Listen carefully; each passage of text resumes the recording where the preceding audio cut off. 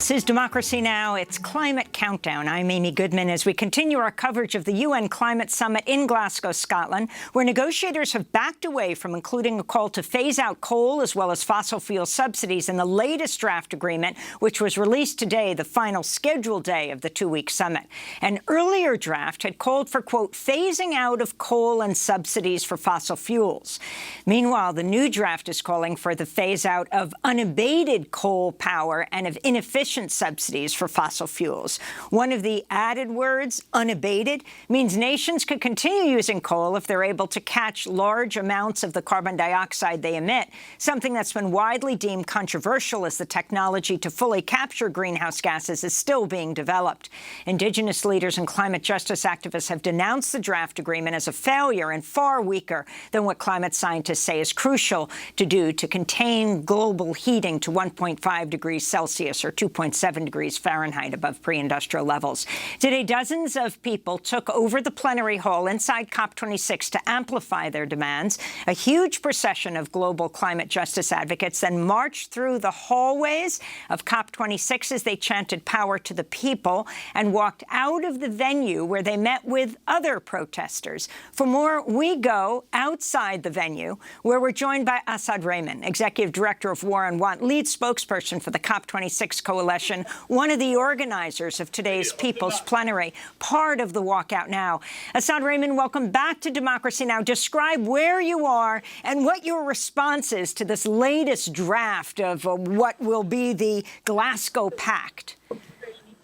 Well, our response to this, we should not call it a Glasgow Pact. We should call it the Glasgow Suicide Pact for the poorest in the world, because it does not keep us below the 1.5 degree guardrail. In fact, it heads us closer to 3 degrees.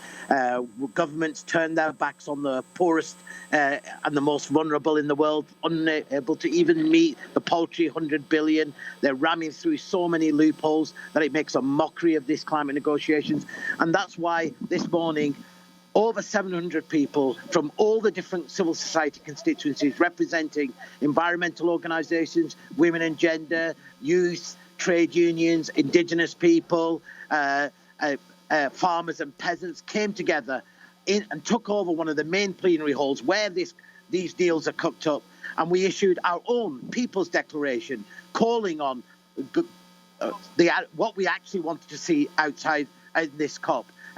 Countries to commit to their fair share of effort, strong binding targets with real zero by 2030, meeting the 100 billion, but actually recognising that we need trillions if we're going to have a real just transition that leaves no one behind, recognising that the reality of this climate crisis means that we need adaptation and loss and damage for the poorest and most vulnerable, and that rich countries need to take responsibility and liability for the damage that they're doing.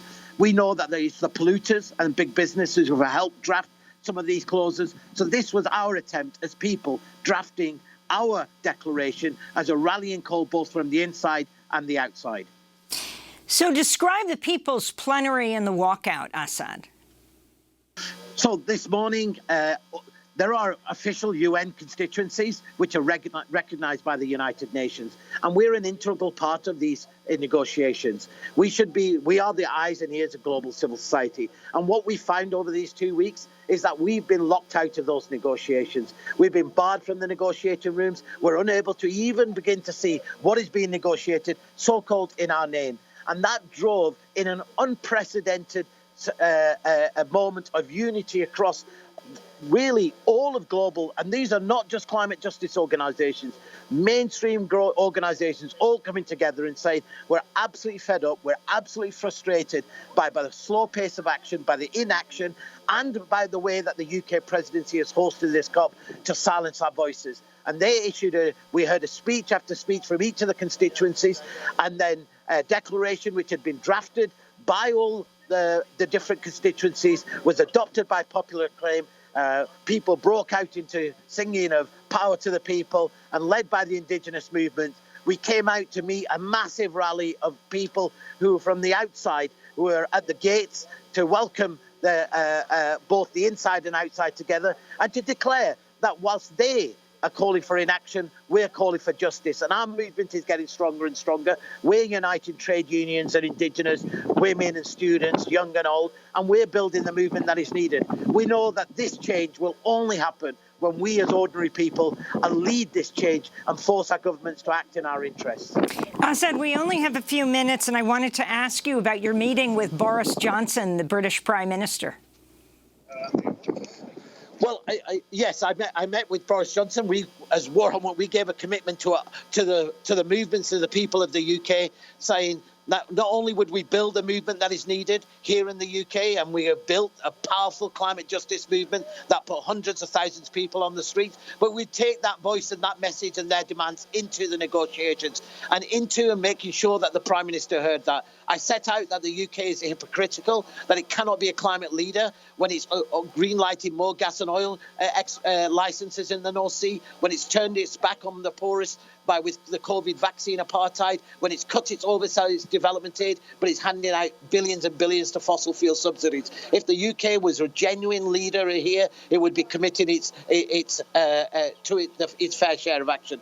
The Prime Minister, of course, said, I'd love to see more action, as if somebody else is responsible and is able to do this action. He's the leader of this country. Britain is one of the most polluting countries, and historically, and has a responsibility to act. And in fact, when we started this summit, the Prime Minister said we're at 1 minute to midnight. He doesn't act like we're at 1 minute to midnight. He acts like we've got years and years and years. And the reason why is because, of course, the first people on the front lines are not the people in the global north. They're the people of the global south. Once again, sacrificing people for profit. Finally, Asad, the Green New Deal, the global Green New Deal, in this last minute, what would it look like?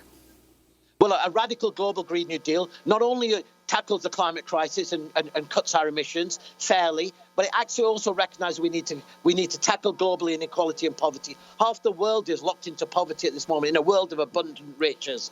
We need to keep within planetary limits. We cannot build the transition in the global north with the same logic of extraction on the global south. We need to transform from an economy of extraction to a circular world, sharing equitably the world's resources and wealth. We also need to recognise that the realities of why these injustices are taking place are structural, and they've been hardwired into our economies, from slavery to colonialism to imperialism to neoliberalism.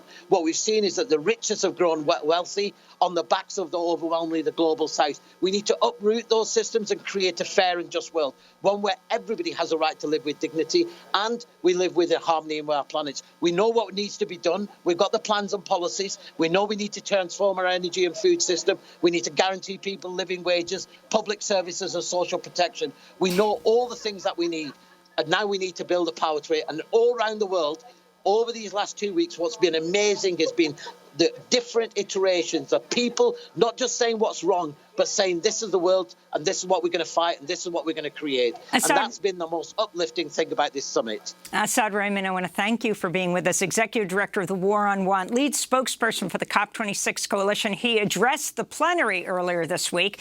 Today, he was one of the leaders of the walkout of civil society. Next up, we go to Massacre, the story of East Timor. 30 years ago today, Indonesian soldiers opened fire on unarmed East Timorese civilians, killing more than 270 people. Stay with us.